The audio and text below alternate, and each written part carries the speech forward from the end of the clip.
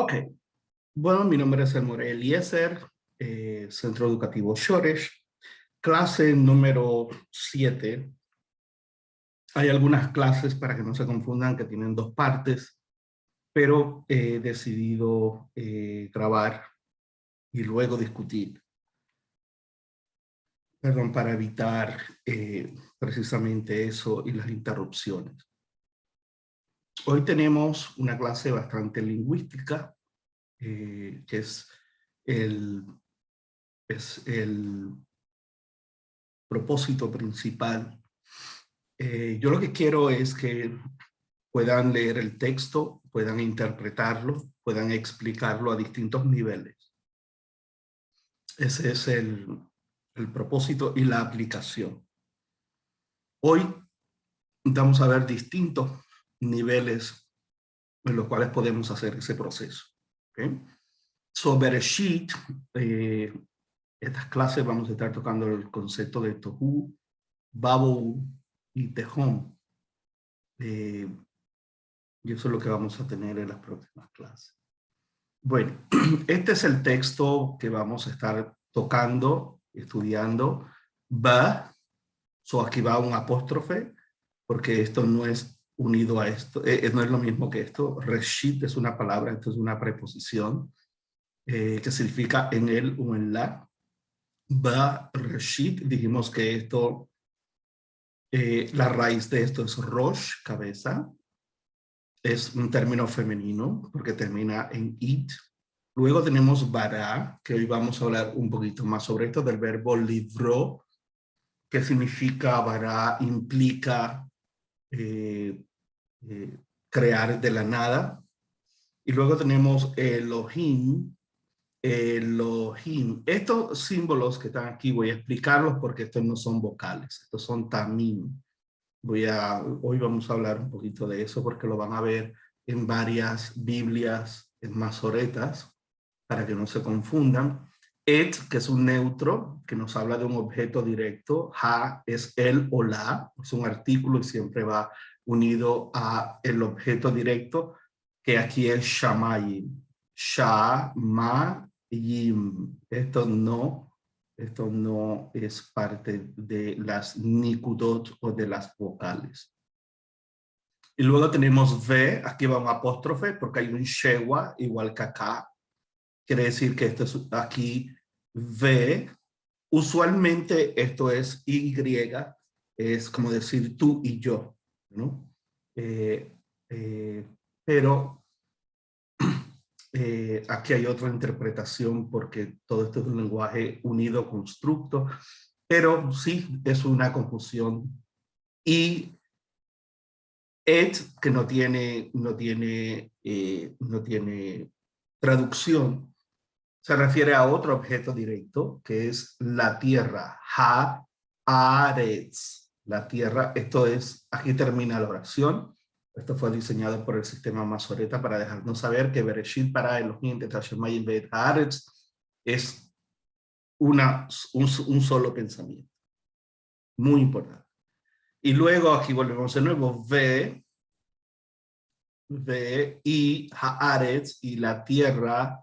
Haitá, esto lo vimos del verbo ser o estar.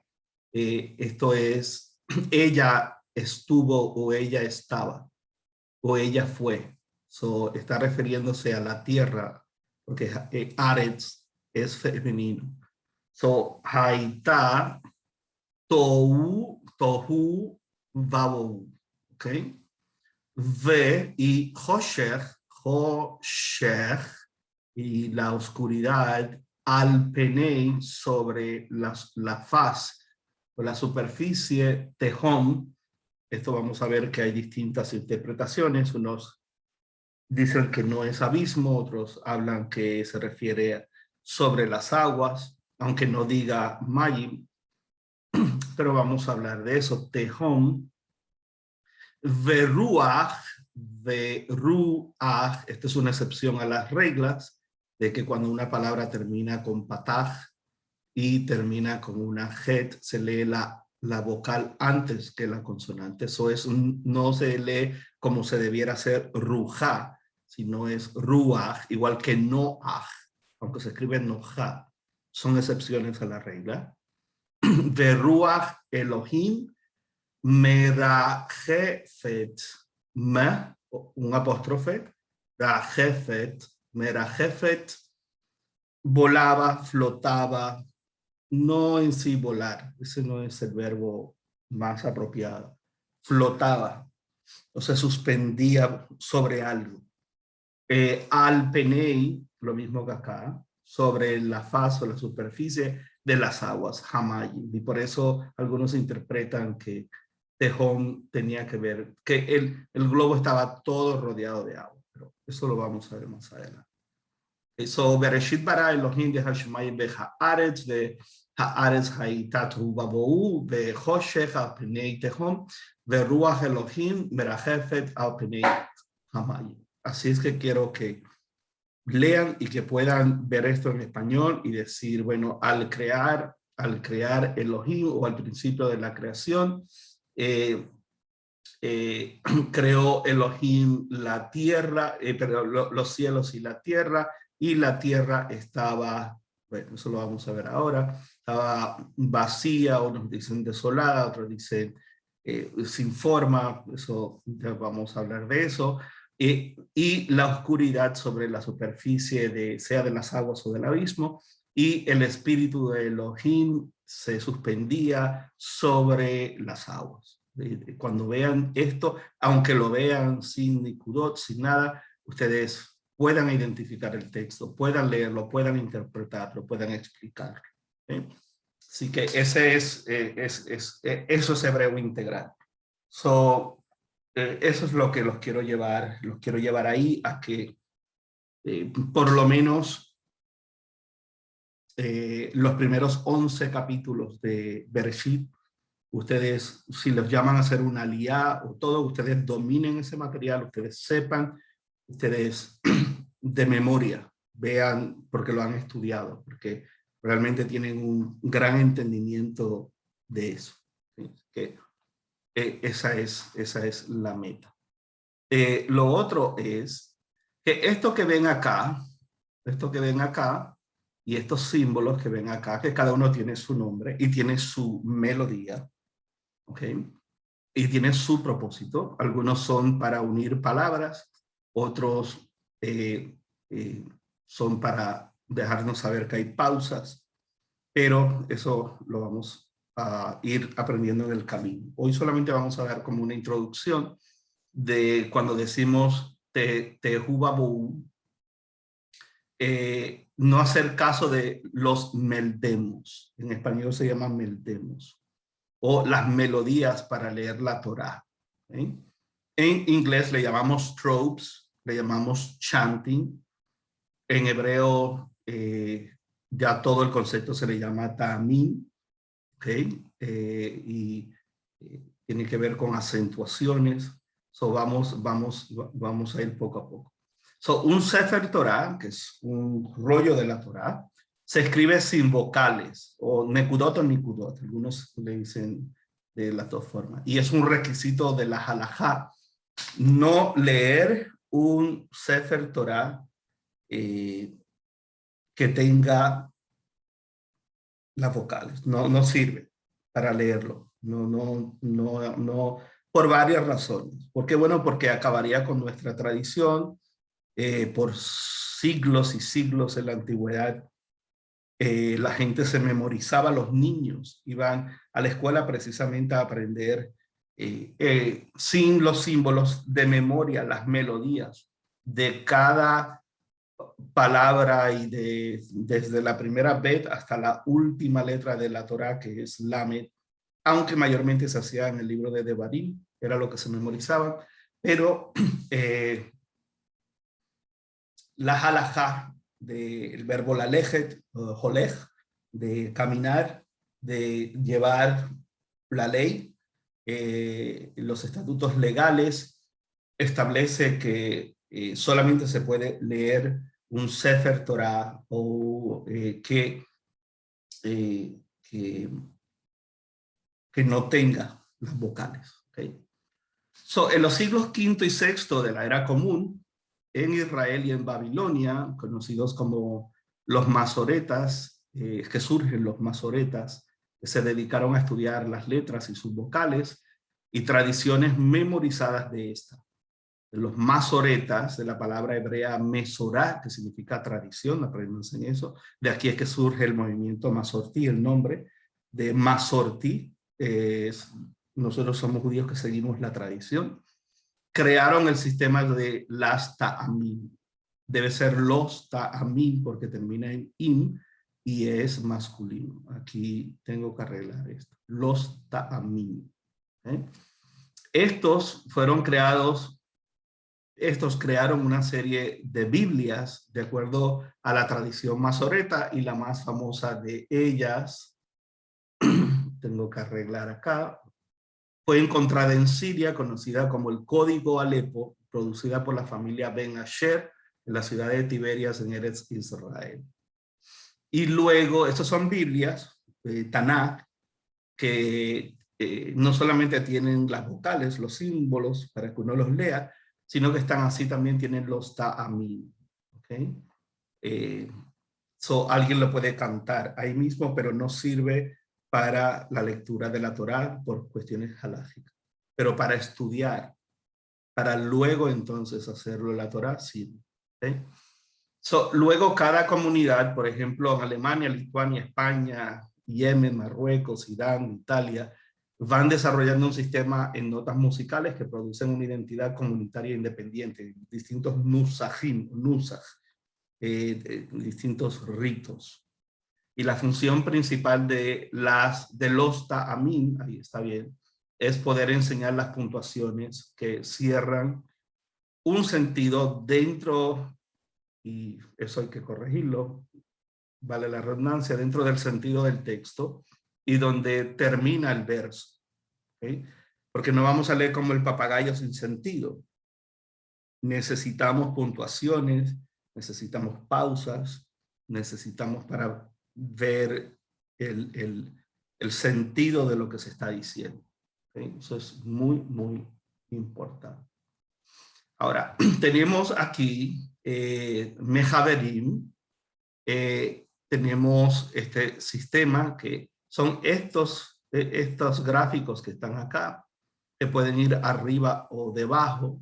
Tenemos Mejaverim y también tenemos Mafsikim, que son estos que están acá.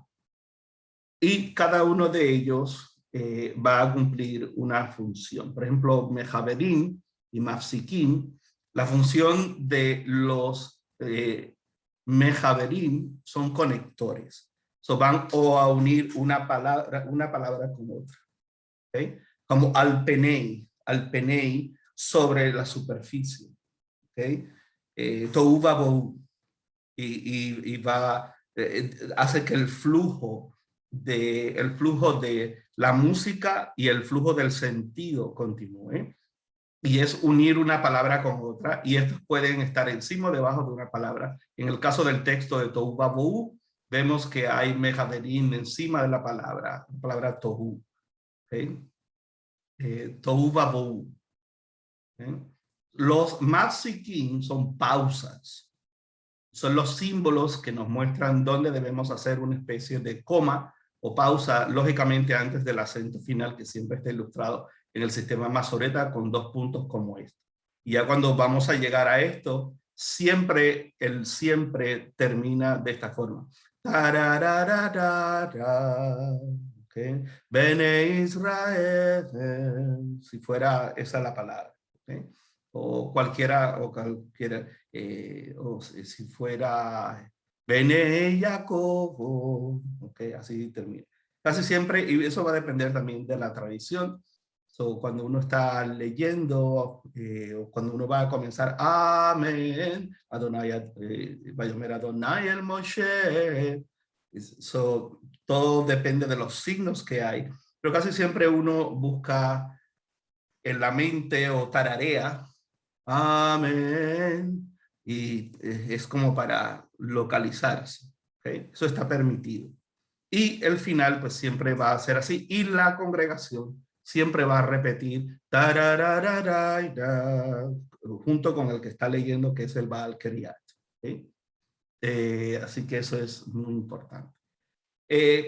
Uno es el que lee, el Baal Keriat, el otro es el que hace, es llamado por el Gabay Rishon, el Gabay principal, y está el Gabay Sheni, que son personas no solamente que llaman al honor de ascender a Bima, es una palabra griega, al estrado del juez, donde está puesto el Sefer Torah, y ahí es que le marcan a uno, el que va a leer, le marcan con un puntero, un yad, que significa mano, pero es un dedo, para no tocar con el dedo el Sefer Torah, que se daña con los aceites del cuerpo. La persona le marcan y lo llaman y amor y fulano tal, y le dicen la aliyá, el número de la aliyá que va a leer, y pues la persona hace la bendición. Y la congregación contesta, y la persona que tiene la aliyá dice, y luego dice, Baruch atah Adonai Eloheinu melech haolam asher bachar banu mikol hamim benatan lanu et torato Baruch atah Adonai noten haTorah. La congregación dice amén y empieza el que va a leer. ¿Okay? ¿Qué significa eso? Bueno, Baruch atah Adonai Eloheinu asher bachar banu, que nos has escogido, benzotav etzivanu, por sus mandamientos, y nos has escogido a mí de entre las naciones. Baruch atah Adonai Eloheinu melech haolam asher bachar banu mikol, de entre todas, Jamín, de todas las naciones, y no tenga Torah, y nos ha dado la Torah. ¿Okay? No es el hecho de aprenderse las cosas, es el hecho de saber lo que estamos haciendo, de entender el hebreo que estamos hablando, que estamos diciendo. Eso es muy importante, eso es una responsabilidad de cada persona en su crecimiento. Y es una de mis críticas más grandes hacia la gente que se ponen a estudiar otras cosas, no importa lo que sea, y están a veces en búsqueda de una conversión, en búsqueda de... Ese fue el consejo que a mí me dieron y me sirvió mucho, y me molestaba al principio, pero me sirvió mucho. Me dice, no, enfócate en aprender la vida judía y las tradiciones judías y el hebreo sobre todo, y ya luego poco a poco uno va ampliando hacia otras cosas, porque el estudiar otras cosas no te hace judío. Lo que te hace realmente judío es poder participar en comunidad, y para poder participar en comunidad, estas cosas que son básicas son las que uno tiene que saber, ¿okay? Y el por qué y cómo se formaron y todo ese tipo de cosas. Estas pausas en algunos casos son representadas por símbolos de pausas largas y otras por pausas breves. Muy importante. Otro punto suprarrelevante es la acentuación del texto. En el hebreo, la acentuación de una palabra cambia todo el sentido por completo. Veamos el caso de Banu, cuando una palabra termina en Banu, que es en nosotros, no es lo mismo que cuando se acentúa Banu, ellos construyeron. Es completamente dos significados distintos, pero dependiendo de cómo lea el texto y de los símbolos que hayan ahí en ese texto, es que me va a hacer acentuaciones, lo que me va a decir el sentido de lo que estoy leyendo y de lo que el texto dice. El tajar o acento se encuentra abajo o encima de una palabra. Esa acentuación es muy, muy importante. Bueno, aquí es lo que estaba ilustrando. Ellos construyeron. Mire, se escribe igual. Bet, nun, nun, y la bab como u aquí. ¿Okay? Auxiliando esta que no tiene nada de vocales. Aquí tenemos banu.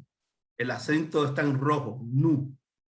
Pero aquí es banu. El acento está en la bet. Lo mismo, pero no es lo mismo. ¿Okay? Aquí es en nosotros.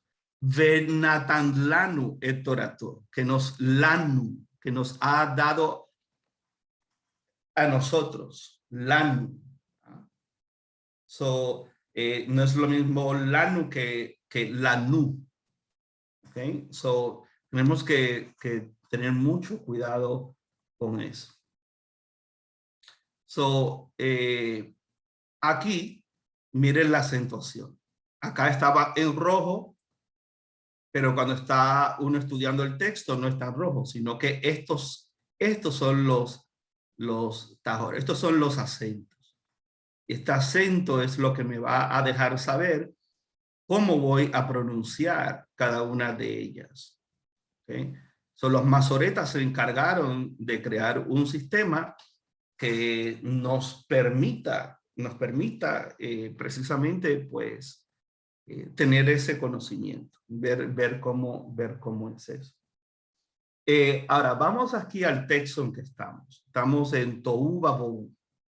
So, el concepto de Tohu, vamos a entrar de lleno en ese concepto para ir avanzando. Dice, antes de entrar en Tohu Vabohu, tenemos que Rashi, el gran Rashi de Francia, basado en un midrash, interpreta que Shamayim, los cielos, se refiere al universo compuesto de Mayim, de agua. Eso viene en el quiz que van a tener, tu examen, y fuego, que también van a tener esa palabra, igual que Ish y Isha, que ya la vimos. So tenemos Mayim y tenemos fuego. Esh. Y esto es bastante consono o va en armonía con el concepto científico sobre la creación, donde se afirma que todo fue creado del agua. La idea científica que tenemos es que el globo estaba cubierto y que nuestro planeta es único, al menos en nuestra galaxia, precisamente porque está cubierto todo de agua. Y eso es muy, muy relevante.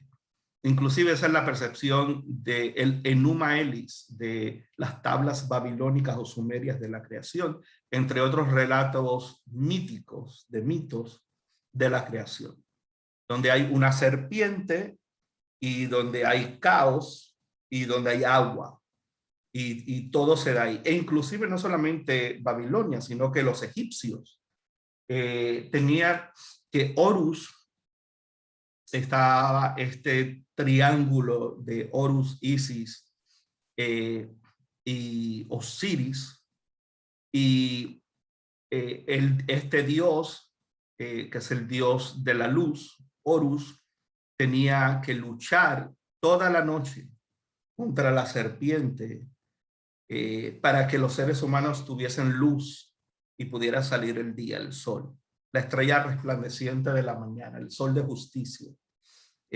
Todas esas ideas vienen de Egipto, ¿okay? De la mitología egipcia. Por otro lado, el gran intérprete judío Rabino Saforno interpreta que Hashamayim, los cielos, encierra la experiencia primaria del cosmos y la conciencia humana que se impresiona y se conecta con este. Porque por eso somos Homo sapiens. En el momento que miramos hacia el universo, es cuando tenemos este el choque, encuentro con la realidad. Es cuando la mandíbula se nos cae, ¿no? Y decimos, wow, cuán glorioso es tu obra en toda la tierra. Cuando veo los cielos, obra de tus manos. Lo que tú formaste, digo yo que es el hombre para que tengas de memoria. Entonces es ese concepto muy, muy relevante. O los cielos cuentan la gloria de Dios y el firmamento anuncia las obras de sus manos. So, Ibn Ezra, otro comentarista de la Edad Media, me disculpan que tengo alergia, interpreta que Vehaaretz y la tierra debe traducirse no como I, como una conjunción, sino cuando la tierra estaba. Contrario a su forma de dikduk, de gramática, que la representa como una conjunción que une dos cosas, en este caso la Y, representando la idea que la tierra no estaba, sino que esta es la primera vez que existe, y una idea similar a la creación por medio del Big Bang, queriendo decir cuando la tierra creada de la nada se encontraba en su primera fase. ¿Okay?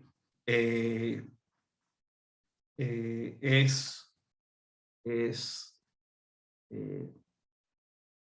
ese concepto de materia, de yo tomar barro y luego cernirlo y darle forma, pero en ninguno de los dos casos es el producto final. ¿Okay? Estas son las interpretaciones más comunes, la de Rashi, la de Saforno, la de Ibn Ezra. También a Isaac Abravanel tiene otra interpretación de este texto.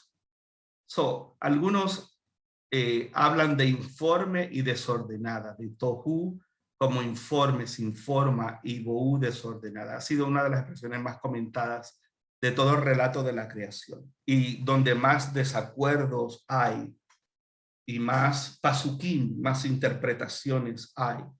De acuerdo al Rambam, con M, Maimónides, tohu es equivalente al concepto griego de huli, materia sin forma, y es como el primer estado de la materia, mientras que bohu es la materia que ya ha tomado forma desorganizada y se encuentra aún muy lejos de su estado organizado de creación. Lo que ver el barro, luego cernirlo y echarle agua, es un proceso, y luego ir formándolo, pero después de eso hay que pasarlo por fuego, después de eso para que se cocine, luego después de eso hay que sellarlo, después sobre ese sello hay que pintarlo y decorarlo. Esa es la idea de Maimónides, de la cual Nachmanides y muchos otros no estuvieron de acuerdo. A lo largo del Tanakh, el término tohu, y esto sí es importante porque ya entramos en la parte lingüística, es un estado incompleto y de naturaleza no terminada. Eso es lo que lingüísticamente realmente implica el concepto. Y Ibn Ezra y Abravanel difieren de la posición del Rambam en su interpretación. Antes de entrar en el concepto de Ruach, el cual es objeto de mucha controversia entre los grandes intérpretes, veamos a profundidad el concepto de Tohu y Bohu, pero nos vamos a quedar solamente comenzando el concepto de Tohu porque es muy amplio. ¿De dónde vamos a aplicar esto ahora a las emociones?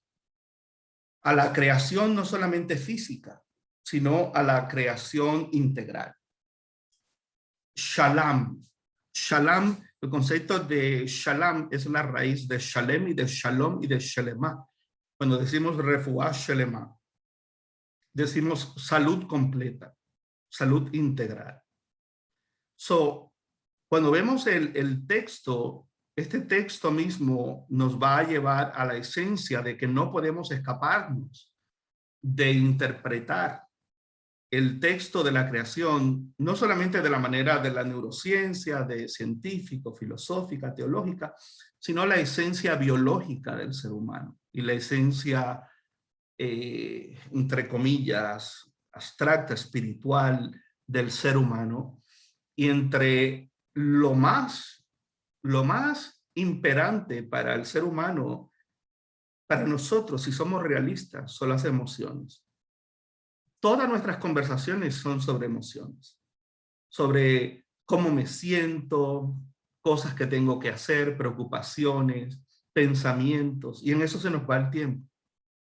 Cuando uno le pregunta realmente a las personas, tú tienes un cuerpo, ¿cómo funciona tu cuerpo?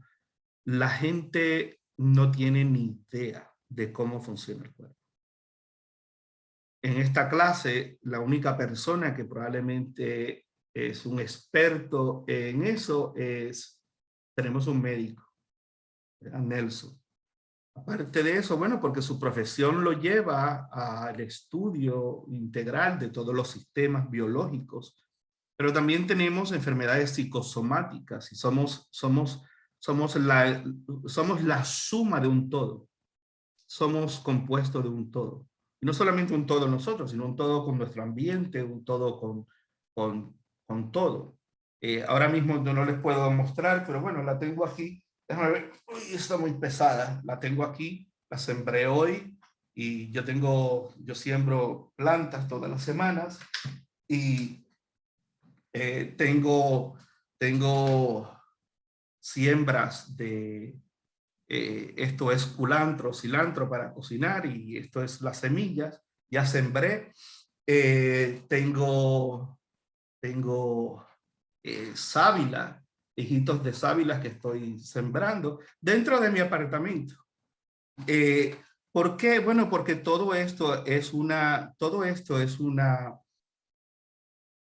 es la esencia de lo que somos.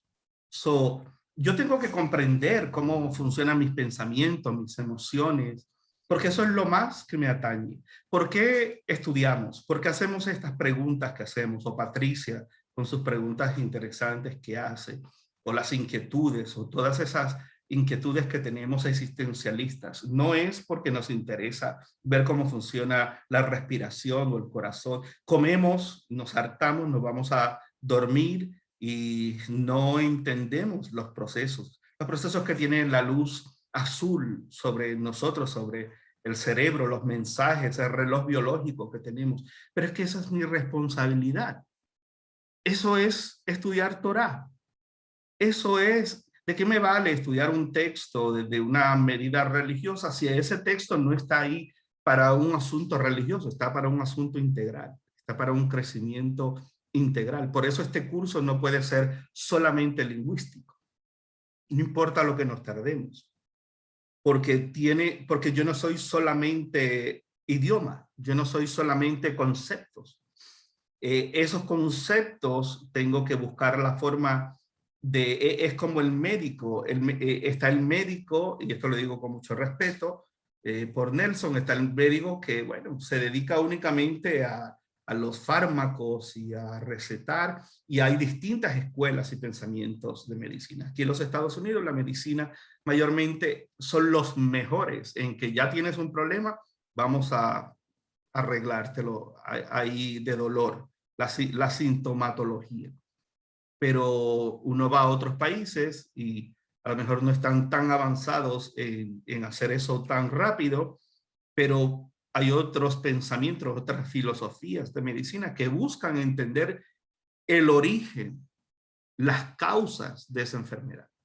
Y hay otros que no solamente miran las causas, sino que combinan la neuropatía o la acupuntura o otras filosofías de medicinas alternas junto con la búsqueda de las causas, la homeopatía y así sucesivamente.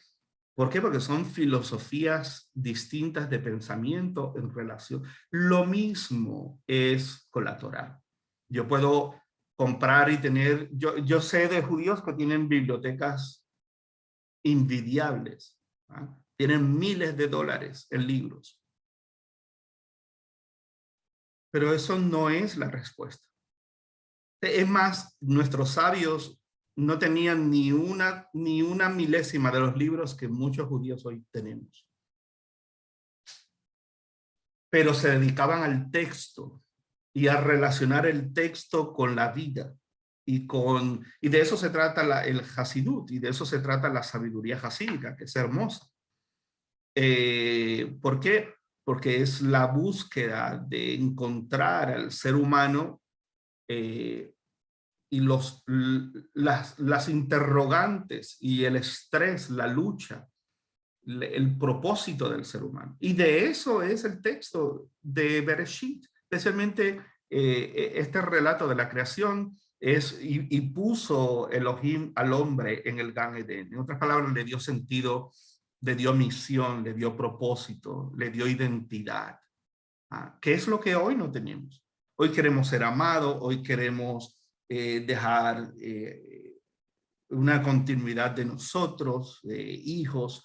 Hoy sentimos la necesidad de pertenecer, de tener un hogar, una familia, de tantas cosas, de alcanzar un propósito, de crecer, de estudiar, de tantas cosas. Bueno, ¿de dónde salen todos esos anhelos? Todas son necesidades. La pregunta es, ok, ¿y esas necesidades por qué las tenemos? Precisamente el texto nos dice, hoy, ¿cuál es la preocupación de mucha gente en América Latina? ¿Qué voy a comer? Aquí en Estados Unidos no tanto, porque hay food banks y hay dinero para gente que no tiene para comer. No es que no haya hambre, no es que no haya pobreza, pero hay mucho más posibilidades que en muchos países. Pero en América Latina, este texto y de todo árbol que tiene semilla, zera, y podrás comer más del árbol del conocimiento del bien y del mal no comerás, es precisamente porque donde había seguridad de alimento y ahora el hombre, el género humano no está en esa seguridad, pues ahora pues con sudor la tierra producirá y con el sudor de tu frente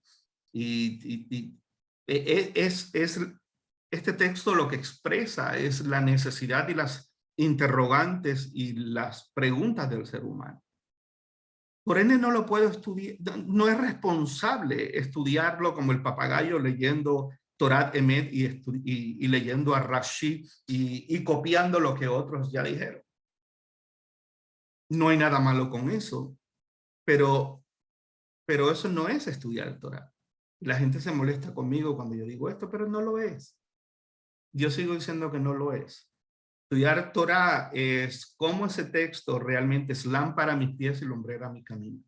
Es realmente cómo ese texto me transforma y ese texto me invita, me propone a considerar la ciencia, la neurociencia, la tecnología, el mundo, la psicología, el comportamiento humano, porque ese es el todo del texto. El texto, eso es lo que nos invita y eso no cambia a lo largo del tiempo. Eso no cambia las preguntas y las inquietudes y la situación del ser humano es la misma, no importa el tiempo, no importa los ciclos o aquellos que creen en distintas vidas o no importa. Es exactamente la misma situación, es el mismo espiral de tiempo. Estamos en ese lugar cíclico donde la vida es la misma. ¿Y cómo medimos nuestra relación en relación a Parnasá, a Emuná, a la fidelidad, a todo, a la misericordia, Ruhamá, a la salvación, Yeshua, a la redención, Geulá? ¿Cómo visualizamos todas estas cosas? Bueno, a la luz de mis emociones y de mis necesidades, de lo que tengo y de lo que no tengo, de lo que aspiro a ser. Pero es que el manual está aquí. El manual está al frente de nosotros.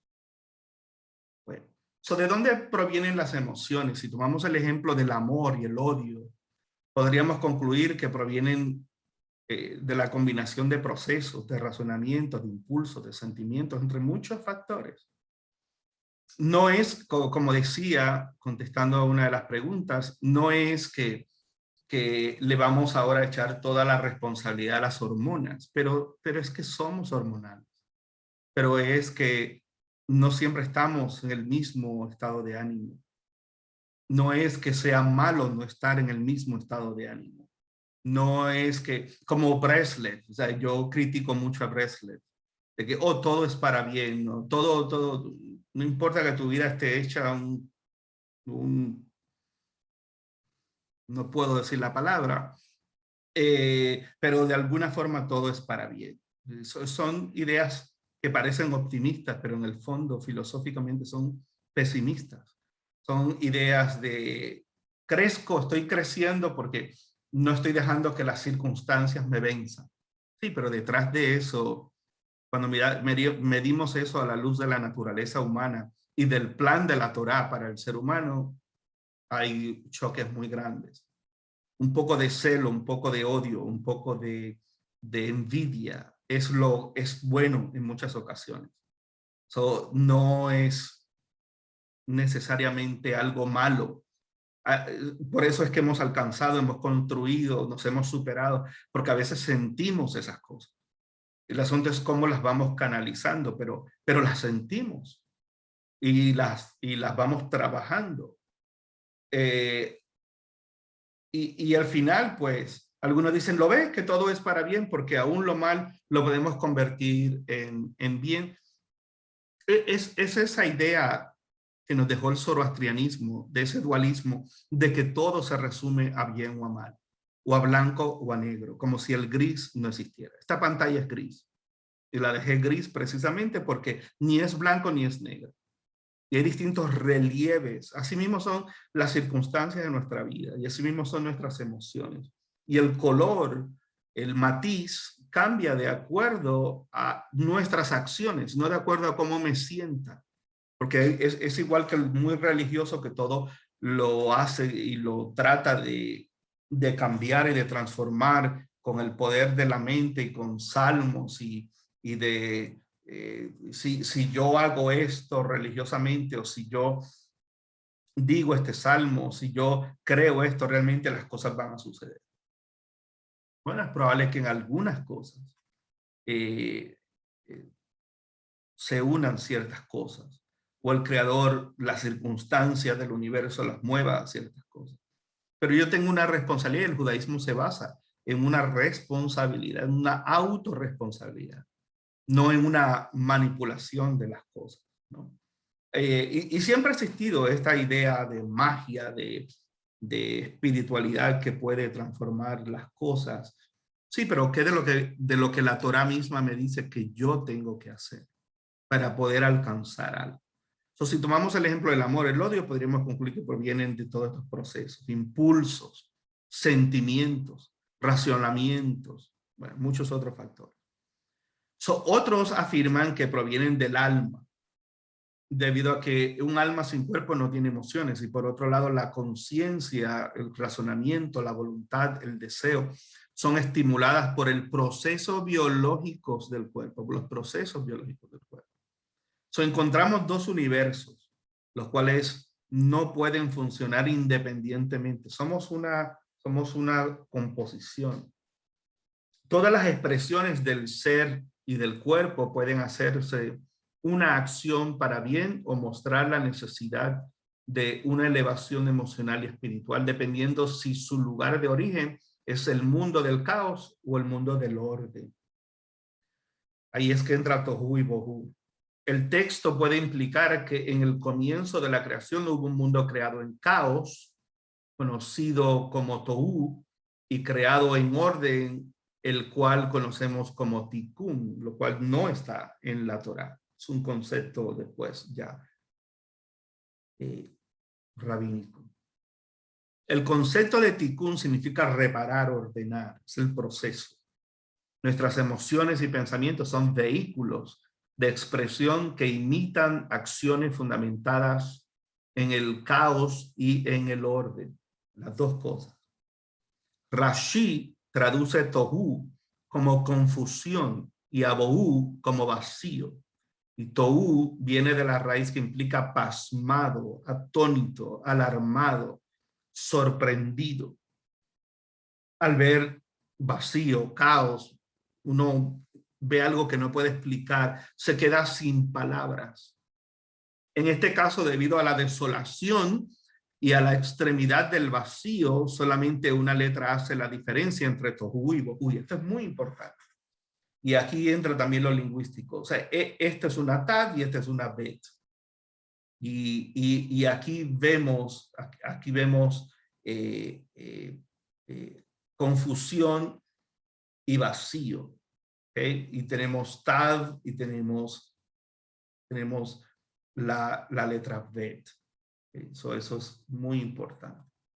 Ahora, ¿Cómo llegamos a estas conclusiones de estas palabras? Bueno, aquí es donde los quiero llevar. Los quiero llevar porque vamos a ver muchísimo. Me disculpan un momento, tengo la boca media seca. Aquí es donde los quiero llevar. A los derivados de una raíz. Y por eso es que el idioma hebreo es tan especial.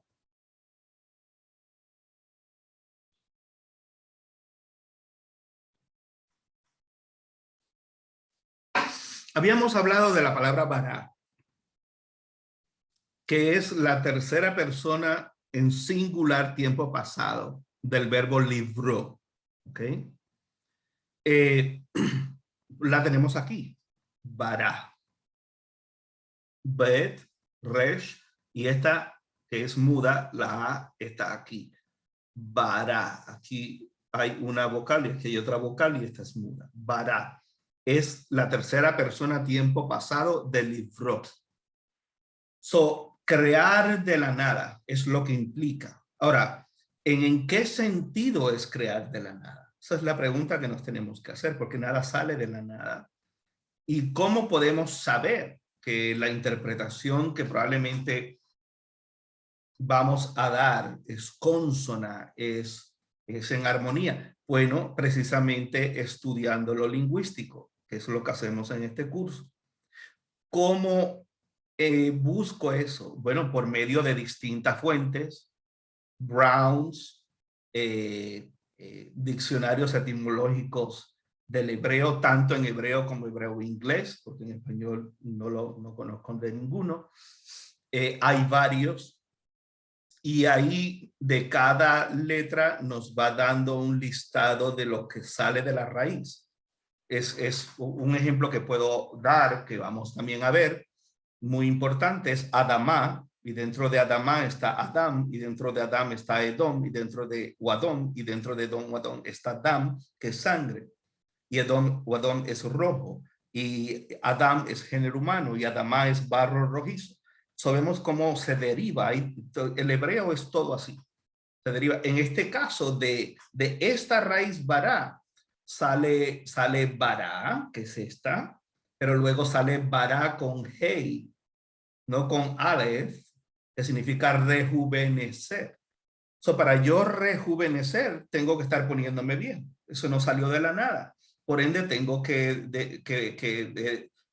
ver cuántos términos salen de la raíz, y esos términos como rejuvenecer, escapar, producir, florecer, liberar. Si estoy liberado, no salió de la nada, es porque estoy esclavo, estoy preso.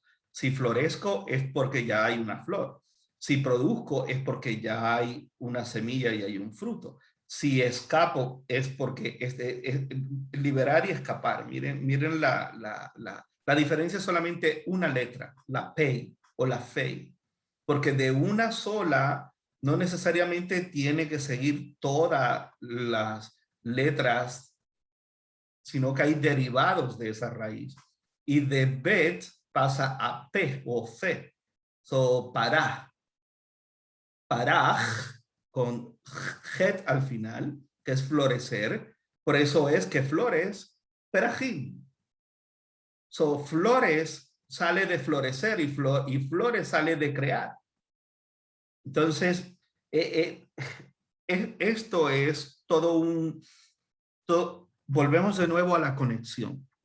Esto lo que nos quiere decir es que el mundo, el universo, mi ser, mi esencia, todo está conectado.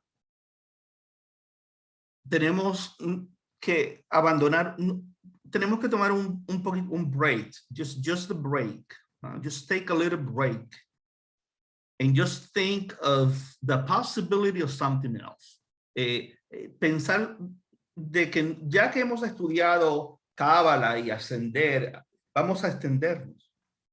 Vamos a enfocarnos, ya que conocemos que el judaísmo, una parte del judaísmo nos invita a ascender, pero en sí el texto de la Torá no me está invitando a ascender en la Torá, porque la Torá, lo que vamos a ver en este estudio de todos estos meses no es una caída del hombre. Eso es la idea de San Agustín y del cristianismo, la ciudad de Dios y de la naturaleza del pecado original y del hombre caído. Pero esa no es la posición que vamos a ver que tiene el judaísmo. Es de unos jovencitos de 20 años aproximadamente, llamados Java y Adán, de forma alegórica, metafórica, que representan el género humano, que no estaban preparados para el conocimiento del cual algún día iban a comer, pero desobedecieron y ahora tienen que sufrir las consecuencias y ahora tienen que, no es ascender, porque ¿a dónde van a ascender? Si de ahí mismo supuestamente cayeron, eso no hace ningún sentido. Es crecer, expandir, hacerse adultos emocionalmente, espiritualmente, entender toda esa creación y trabajar con toda esa creación. Inclusive ese fue el trabajo que se les dio, ponerle nombre a todo lo creado, a los animales, a las plantas, a multiplicar, fructificar, señorear y conquistar. Eso no es hacia arriba, eso es voy a estar súper ocupado con todas las cosas que estoy haciendo, con todo el entorno que se me ha dado. Entonces, creo que hemos perdido la esencia del judaísmo tradicional por medio del Facebook y de tantas cosas. Y lo que hemos visto es una cara lejana a lo textual de la Torá, es lo que realmente la Torá nos quiere estar diciendo. Solamente una invitación, no es una crítica ni estoy atacando, es que creo que donde va a haber un crecimiento tangible rápido es cuando empecemos a ver esto. Y esto viene en el examen. O sea, bará, crear, bará, esta no se lee, esta es muda, pero esta no se lee al final de la palabra, suenan iguales. Bará, bará, rejuvenecer. Baraj, escapar. Pará, producir. Paraj, florecer. Pará, liberar. ¿Ok? So, todo esto, que si tengo de una raíz todos estos derivados y todos no salen de la nada, por el contrario, todos implican la necesidad obligatoria, es la respuesta a una acción anterior, a un estado anterior, entonces tengo que volver acá. ¿Qué significa crear de la nada? Y es ahí donde los sabios entonces se dedican a explicar y decir, bueno, ¿qué es esto? ¿Qué es esto? Y es por eso que tenemos distintas opiniones. El concepto que vimos ya de ex nihilo no es un concepto hebreo, es un concepto griego y latín. Ex nihilo es latín, pero la idea viene de un concepto griego. Entonces, es esta idea de varitas mágicas y que de la nada, boom, sale algo, pero el mismo creador que supuestamente hace eso de la nada es el que nos dice por medio del texto que no es así de la nada, como pensamos. Lo que nos está diciendo es precisamente, si mira los derivados de la lengua que les he dado o el entendimiento lingüístico que les he dado, pueden llegar a la conclusión de que las cosas no salen de la nada. Porque el mismo texto de ese verbo que supuestamente implica no salir de la nada, nos deja ver que no es así. Creo que este detalle es muy, pero que muy relevante. Y lo vamos a ver a lo largo de todas de ahora en adelante, cuando veamos raíces, vamos a estar viendo muchos derivados, muchas palabras que salen de una sola raíz, ¿no? Y eso es muy importante. Cada emoción está enraizada en la suma de los elementos que componen el ser. De la misma forma que una raíz una raíz tiene distintas ramificaciones, pero todas relacionadas a la raíz, ¿no?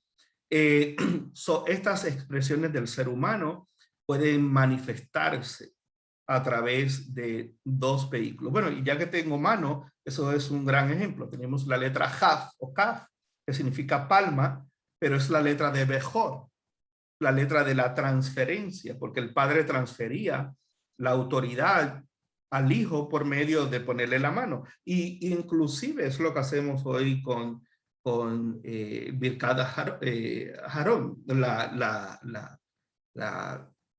Haronim, la verajá, la birkat, la bendición de Aarón, y llevaré a Adonai beyishmareja, y era Adonai panabeleja birneka y Adonai panabeleja beyasen leja shalom. Y le ponemos la mano a los hijos. ¿Por qué? Bueno, porque es una transferencia. Es lo que Shed Hayid hace el esposo sobre la esposa. Tocamos la mezuzá y la llevamos a, tocamos el sidur, y tocamos, o con los tzitzit, besamos y tocamos el Sefer Torah. Todo esto son expresiones de transferencia a distintos grados de lo que hacemos.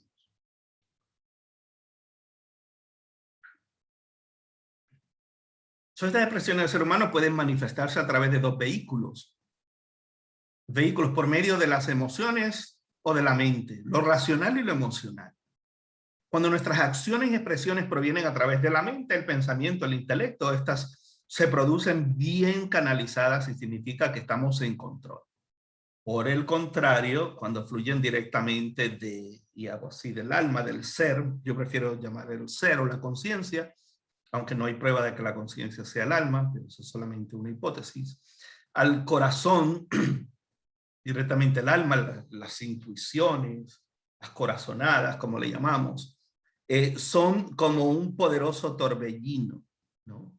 Y estas actúan de forma ciega. Ya que digo corazonadas, ahí está. Tenemos corazón, corazonada. Tenemos mar, pero tenemos mareada, tenemos maremoto, tenemos marina, tenemos, perdón,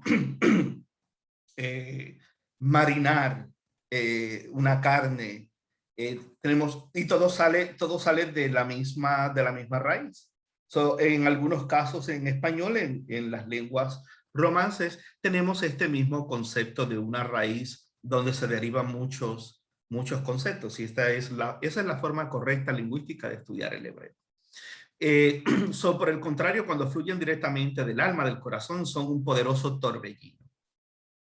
Sí, eso lo vemos cuando no somos, por eso es que se llama adolescentes, porque adolecen, carecen, están cortos, faltos de madurez emocional y racional, y es una etapa donde nos movemos egoístamente y nos movemos de acuerdo a lo que sentimos y a lo que pensamos del mundo, y queremos cambiar el mundo, vemos un mundo muy distinto al que vemos después que somos adultos.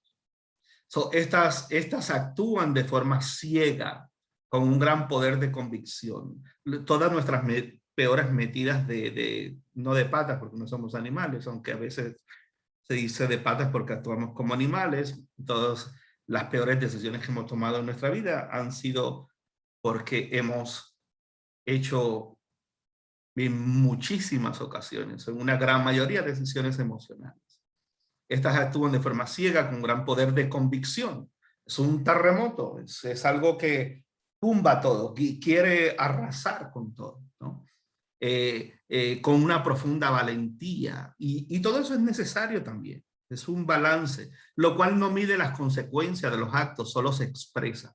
Y cuando nuestras acciones brotan directamente del alma sin ser filtradas por la inteligencia, estas son imposibles de detener. Son como un tren sin control. Se convierten en irracionales e incondicionales. Estas expresiones son caóticas, como tohu y bohu, y sin dirección, las cuales nos llevan a tomar decisiones apresuradas y a no tener control. Cuando actuamos de esa forma, no perdemos el temperamento lo hemos encontrado y permitimos que se exprese fuera de la razón. La gente dice, no, es que yo perdí, es que perdí el control, perdí el temperamento, perdí la línea, es que es que me sacó la piedra, es que sí, exactamente. No es que perdiste la cabeza, es que la encontraste. Así que la encontraste fuera de la razón. Cuando somos sobrecogidos por una emoción y controlados por ella, ya no somos dueños o amos de esta. ¿Ah? Es lo que Hashem le dice a Caín, le dice, oye, estas emociones y el mal toca tu puerta, si tú le abres, se va a enseñorear de ti, pero tú puedes controlarlo. Pero ya cuando se lo dijo, ya el hombre estaba, olvídese, estaba súper, esto tiene un tiempo y una vez que llega a esa línea roja, es como cuando el auto se está poniendo sin agua y uno ve la aguja, pero si la deja que llegue a rojo, olvídese, es muy tarde. Entonces, así, y esto va a depender de nuestro conocimiento de la Torá a este nivel. Esto va a aprender, esto va a depender de muchísimas cosas. ¿No? Y de nuestra personalidad, de nuestro ambiente, de nuestra educación, de tantas cosas. Ella es la que controla nuestras acciones y desencadena una serie de efectos secundarios en nuestro ser. Surge una lucha profunda, intensa, en la que una vez pasado el efecto de ese intenso trance, es cuando la culpabilidad, el ego, las excusas tocan nuestra puerta. Uy, ¿por qué dije eso? Uy, ¿por qué actué así? Uy, pero qué feo. Uy, pero no, ese no soy yo. Uy, pero ¿qué van a pensar de mí? Uy, pero yo hacía tiempo que pensé que había superado eso. Uy, pero tantas cosas. En ese momento comenzamos a entrar en el proceso de permitir gota a gota que la razón interprete el caos que acabamos de vivir. No solamente Tohu y Bohu, la creación, y Tejón, y Raquiá, y la expansión, y tantas cosas que vamos a ver, y Laila, y Or, y Nerot, todas esas cosas que vamos a ver a la luz también de esto, y vamos a hablar de las hormonas, y vamos a hablar de los impulsos, y vamos a hablar de los procesos que suceden para entender lo que realmente vivimos, sino que el texto mismo nos lleva ahí. El texto nos está invitando a esto. Hay momentos en los que nos sorprendemos de las cosas que hemos dicho o hecho, y cuando despertamos al mundo de Tikkun, de reparar, del orden, de la inteligencia, es cuando nos autorreconocemos y decimos, nos vemos como un espejo y decimos, wow, espérate. Y ahí es que viene que entonces tenemos que enfrentarnos y enfrentar a otros y tener la valentía de pedir perdón, y esas experiencias nos marcan, ¿no? Porque no las queremos volver a repetir. Es cuando nos autorreconocemos, es cuando nos decimos, ese que actuó no soy yo, ese no es Eliezer, ¿no? Nos preguntamos, ¿pero qué hice? ¿Por qué dije eso? ¿Por qué reaccioné así? Esto es como uno mismo negar la esencia de lo que somos, debido a que cuando no nos reconocemos, estamos afirmando que no pensamos que somos capaces de las acciones que hemos cometido, cuando ya vemos que sí somos capaces. El asunto es cómo aprender a mantener la calma, a mantenernos en silencio cuando es necesario, a pensar las cosas antes que actuar, aunque queramos explotar. Y eso es un proceso. Hay gente que, no importa los años, no llegan ahí. Hay gente que muy temprano llega ahí, porque también, como vamos a ver, hay muchas cosas en el ambiente que influyen hacia esa madurez. Precisamente de eso se trata cuando habla del mundo del caos de Tohu y Bohu. Recordamos que estos términos nos recuerdan el extremo asombro del caos y el vacío. Y es un proceso doloroso, pero es una verdad que si la podemos reconocer, la podemos trabajar. Es un gran comienzo. Reconocemos que estamos intensamente alarmados por nuestras acciones y eso es crecer. Eso es, bueno, ahí dejé lo de las emociones.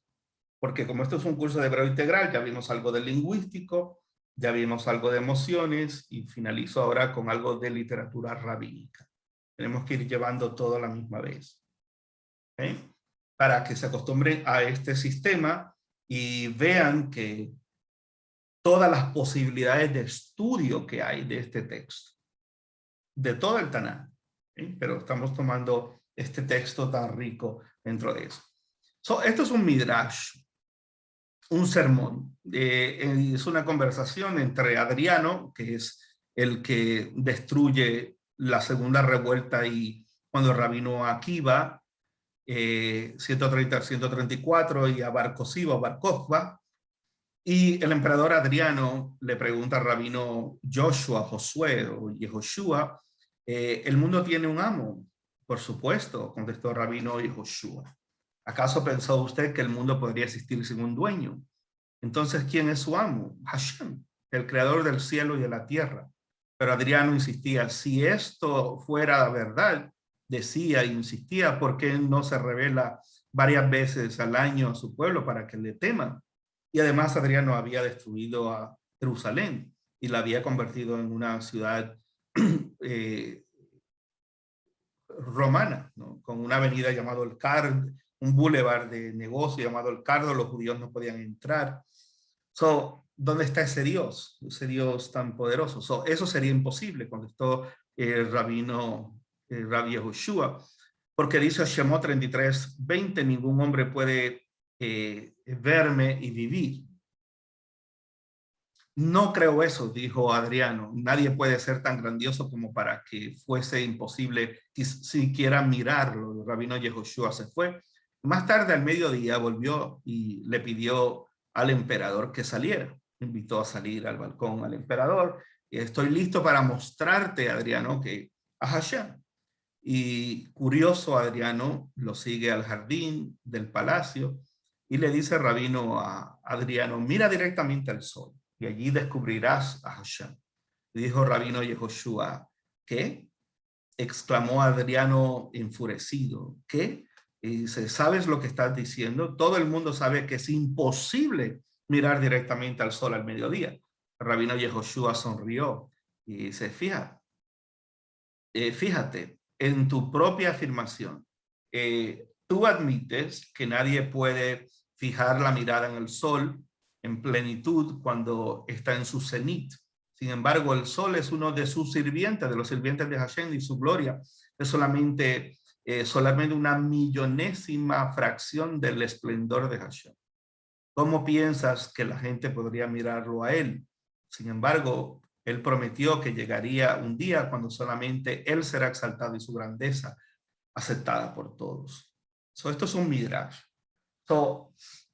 Esto es también una forma, aquellos que estudian Talmud, de unir este estudio a lo que vamos a estar viendo sobre Nerot, sobre las lumbreras, sobre la luz, que ya mismo vamos a entrar en ese tema ya pronto, el tema de cómo percibir Hoshech, la oscuridad, y cómo entender el concepto de Or, de la luz. A la luz no solamente emocional, sino a la luz también de los midrashim, de los temas teológicos, de los temas filosóficos, de los temas científicos. Quería compartir con ustedes esto. Ahora, hay otro midrash de los epicoros, que es un término de la Mishnah para un hereje, uno que según los rabinos no tiene lugar en el mundo por venir, con el Olam Haba. Uno de los epicoros, le preguntó una vez al rabino Akiva, ¿quién creó el mundo? Hashem contestó, Akiva. Pruébalo, exigió el epicoro. Y el rabino Akiva contestó únicamente, vuelve mañana. Cuando el hombre volvió al día siguiente, el rabino Akiva le preguntó, ¿qué llevas puesto?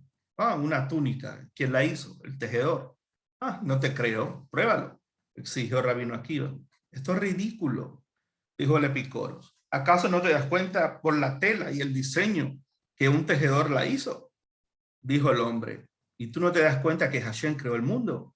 Después se fue el epicoro. Rabino Akiva explicó a sus alumnos, así como una casa fue obviamente construida por un constructor y una prenda obviamente cosida por un sastre, así el mundo que sigue un orden natural fue obviamente creado por el Creador.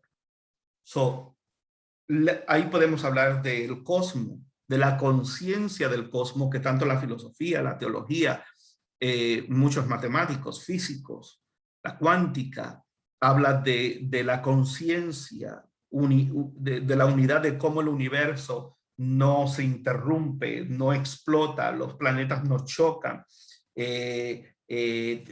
Explicar todos estos procesos que son tan reales y tan comprobados, pues precisamente todo ese orden nos habla a nivel no solamente psicológico, sino no a nivel solamente a nivel espiritual, sino estos midrashim también están llenos de ciencias y se trata, precisamente se basan en estos textos y estas relativas de la creación.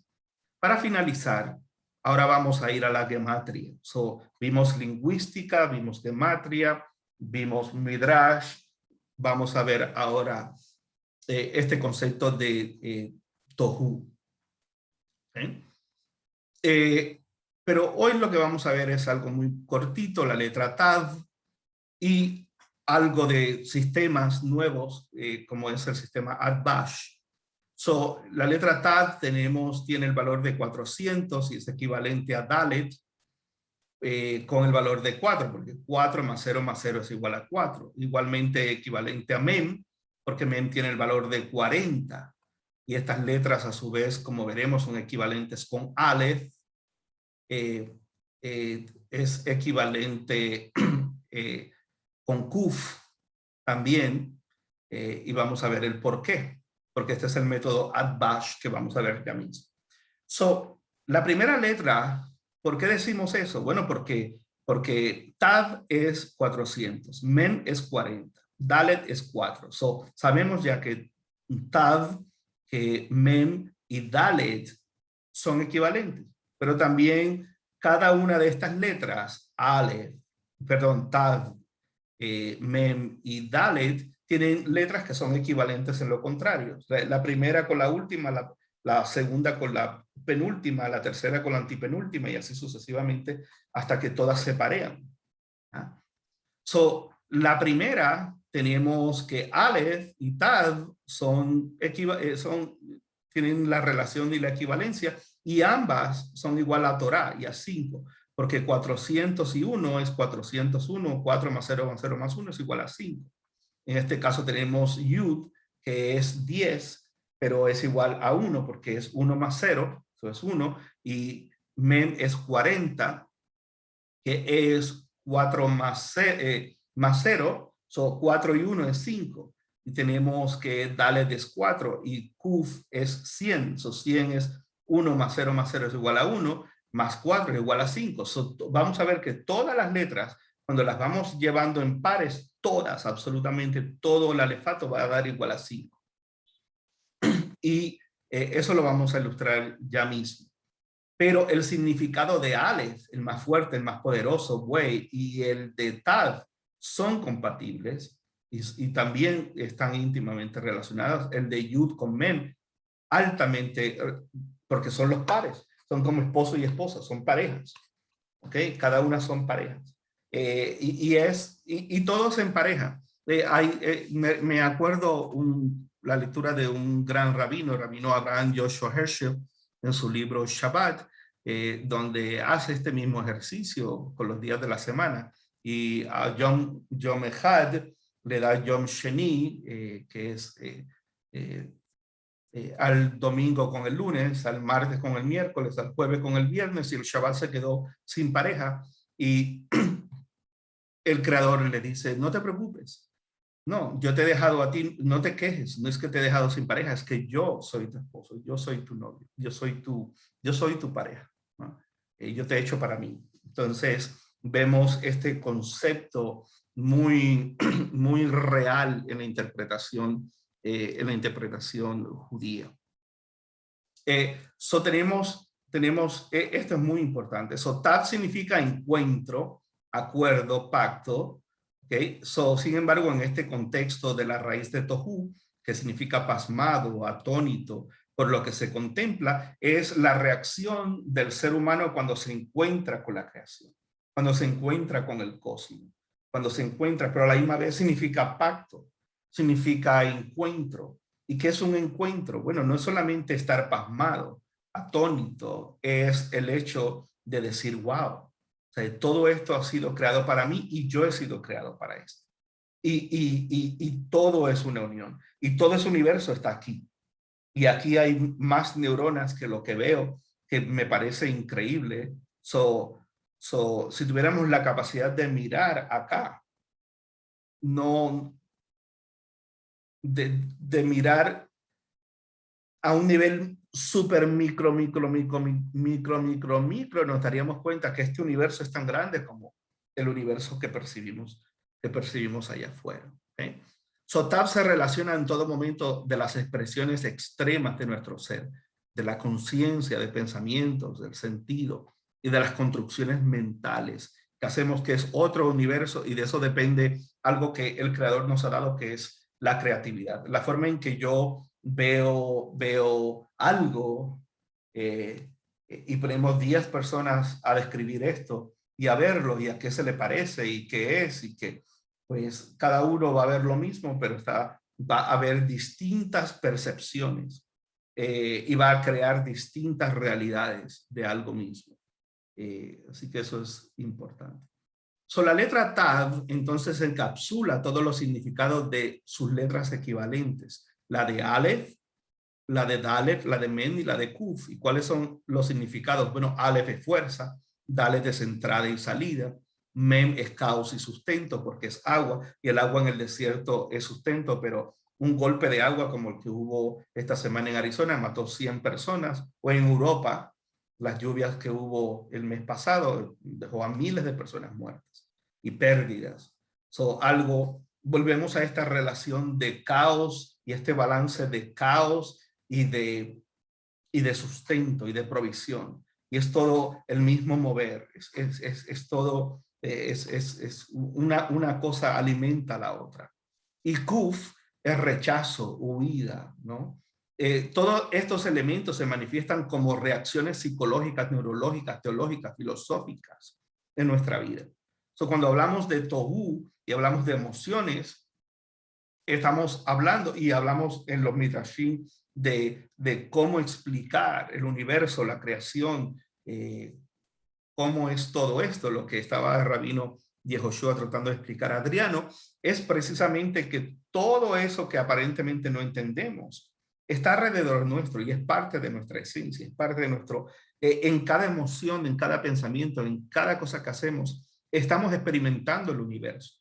En nuestro ser, en nuestras emociones son fundamentadas en impulsos fuertes y por eso le llamamos emociones. No hay emociones débiles, las emociones son estados de las cuales ingresamos en ellos o salimos de ellos, como la letra Dalet. La letra Dalet es entrada y salida, es puerta. Men es el corazón del alefato, de la misma forma que la letra de mayor atención en el alefato, según los sabios, y esta letra es una representación dualista, caos y sustento, destrucción y sustento, el agua. Y ese es el relato de la creación, porque todo estaba cubierto de agua y de ahí es que sale todo, ¿no? Y la separación de las aguas de arriba y de abajo, el caos, todo está en el agua, ¿no? Y el poder del agua. Sin embargo, a la misma vez, el mar, que es mucho más grande que la tierra sólida, sin embargo, tiene un stop. Y uno va al mar y las olas llegan hasta cierto momento. ¿Qué detiene a ese poderío a esa fuerza tan enorme y la detiene que no pase de ahí? Y es ese balance que vemos en la naturaleza misma. Es una representación dualista de las esferas del ser humano en toda nuestra vida que genera dos emociones fundamentadas: vida, sustento, comodidad o caos, pérdida, carencia. La letra Men, en su valor representa generación, es la continuidad dor de generación en generación de ese dualismo, esa continuidad a lo largo de nuestra vida. Esta letra se resume en Mayim, el elemento según la ciencia por la cual el mundo fue creado y según los relatos míticos destruido en el Mabul, en la epopeya de Gilgamesh o en nuestro texto con el Mabul, entre otros. Por otro lado, en el texto bíblico sacaréis agua, ushatemaim de sazón, sacaréis agua de la fuente de la salvación, Hayeshua, o como el siervo brama por las aguas, así clama por ti, o en mi ser por ti, o Adonai, representa vida, inclusive el elemento que crea una emoción fuerte. En Moshe, a pegarle a la roca, y el elemento de la salvación de Adonai, o salvarlos de los carros de Faro. El cruce del Yamsuf, del mar de las cañas, es agua. La emoción fuerte que hizo que Moshe no ingresara en la tierra que se le había prometido al pueblo, bueno, fue una emoción relacionada, queremos agua, necesitamos agua, el agua es la vida, el agua es el todo. Todo está conectado, ¿no? Todo. Así que por eso me gusta usar gematria sin cábala. No es lo lingüístico solamente junto con lo que la ciencia y lo que el entendimiento del ser humano, nada místico de afuera, sino la realidad de las percepciones de un pueblo a la luz lingüística, a la luz de lo que el ser humano a lo largo de la historia interpreta sobre todas estos elementos lingüísticos. Para terminar, es lo que estaba aquí mirando. Tenemos a Aleph con 1, tenemos 400. Esta es la primera, esta es la última. Tenemos encuentro, esto no es una cruz, esto es, por eso está así de lado, es la vida del ser humano junto con el encuentro del hombre con el cosmos, con la naturaleza, con el espacio. Este punto de encuentro es lo que Tohu, es lo que le hace caer la mandíbula, el hombre queda estupefacto, atónito, perplejo, queda, wow, ¿qué es esto? Pero no se da cuenta que eso mismo está aquí adentro. Y que lo que percibe y lo que construye es alrededor más de 130 millones de lentes que le hace ver algo y le hace interpretar algo y le forma una fotografía de lo que está viendo. Tenemos que 1 más 400, 401 es igual a 1 más 4 más 0 más 0 es igual a 5. Aquí tenemos a Bet, y Bet es 2 y Shin es 300, 2 y 3 es 5. Y tenemos Gimel que es 3, pero Resh es 200, 3 y 2 es 5. Y así sucesivamente. Lo que estamos hablando es que cuando estudiamos Tohu, tenemos que ir a que Tav, que es 400, no solamente va a tener otras letras como Mem, que es 40, y como Dalet, que es 4, que va a ser equivalente en significado y va a ser, volvemos de nuevo a lo que estuvimos hablando de la forma lingüística, que todo deriva de una raíz. Lo mismo surge con las letras y con los números y con todos estos conceptos. Tav con Aleph. ¿Y qué más vemos relacionados a esta clase? Bueno, tenemos Dalet, y Dalet lo vamos a ver con Kuf. Kuf es 1 y Dalet es 4, que es igual a 5, pero Dalet es equivalente a Tad, porque Tad es 400, pero Dalet es 4. ¿Ok? Y otro caso que vamos a ver es el de Mem, que es aquí. Mem, que significa agua, es 40. Y 4, 40 y 10 son 50, que es 5 más 0, que es igual a 5, es igual a Torah. Tenemos aquí crear, formar, hacer. Aquí tenemos caos, sustento, tenemos todo lo que hemos estado hablando. Cuando llevamos esto a las emociones, y eso es lo que vamos a estar haciendo. Hoy nada más nos quedamos en la primera letra de Tohu y cómo funciona todo esto. Y ya como base, porque una vez que le agarremos a esto y estas tablas las tengamos y entendamos cómo funcionan esto de las letras, lo demás, ustedes mismos, lo demás es avanzar, ¿ok? Y descubrir y redescubrir cosas maravillosas. Ya vimos a Kuf, vimos a Men, vimos la relación con Yud. Todo eso está solamente en la primera letra del concepto de todo. ¿Okay? So, eso es muy, muy, muy importante. So, la letra Tav encapsula todos los elementos, pero sobre toda la profundidad de las letras equivalentes. Tav es la suma del balance. Su mayor significado es pacto, encuentro. Este es un proceso que primero tiene que suceder en nuestro interior. Jacob no podía enfrentar a su hermano sin antes vencer la representación de sus temores, su lucha interna, que arrastró por 20 años de preocupación, de estrés, de saber que tenía una situación sin arreglar. Se puede huir y correr, como lo representa la letra Kuf. Y eso es, ahí es que está la relación. Jacob sabía que tarde o temprano tenía que resolver esto y que tarde o temprano, no importa cuántos años pasaran, vivía dentro de la letra Kuf, vivía dentro de dar la espalda a la realidad, de buscar un mundo alterno, una realidad alterna, de dedicarse a su familia, a proveer para ellos, pero sabía que en la casa, sabía que en su sangre, sabía que... Y antes de llegar a su hermano tuvo que luchar con su yo, con la representación del ángel de Saúl. Y por eso el otro día va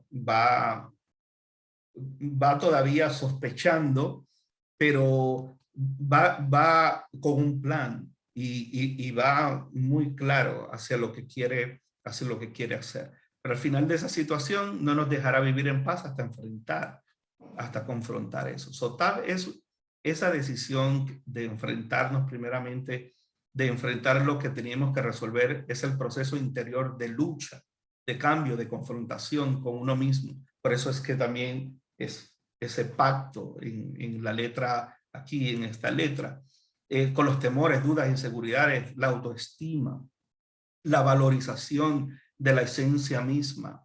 Es el inventario, la letra Yud de nuestras capacidades para hacer, crear, para formar, para lidiar con los conflictos. Es un caos tan extremo que nos paraliza, pero al mismo tiempo nos reafirma que, como interpretan nuestros sabios, es tan solo la primera fase o estado de nuestra creación personal, no es el producto finalizado, no es la vasija final, pero es su potencial.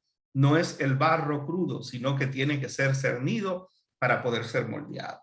Esa es la clase de hoy. O sea, es todo encaja, todo engrana, cuando entendemos esto, entonces nuestro norte se alinea y decimos, bueno, esto yo creo que es lo que tengo que hacer.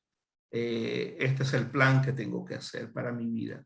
Esto es lo que me falta y esto es las posibilidades que tengo para poder llegar a todo eso. Bueno, espero que esta clase les haya presentado. Yo creo que es la mejor clase para ilustrar lo que es estudiar el texto a la luz integral, ¿no? Y pues pidiéndole al cielo que realmente pues sea para mucho bien. Así que lo próximo que vamos a hacer es ir repitiendo y repitiendo todos los conceptos. Ish, Esh, Isha, Et, Mayin, Rosh, Reshi, todo lo que hemos visto.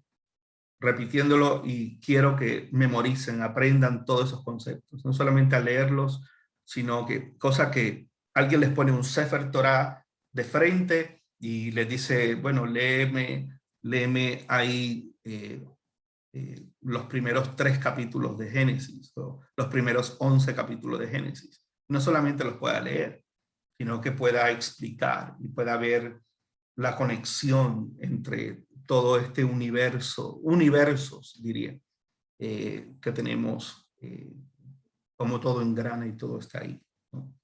Un abrazo para todos. Morelia es el Centro Educativo Shoresh, clase número 7 de este curso. Así que vamos a... Bueno, ya le di stop sharing. Eso es todo por el momento, así que hasta la próxima.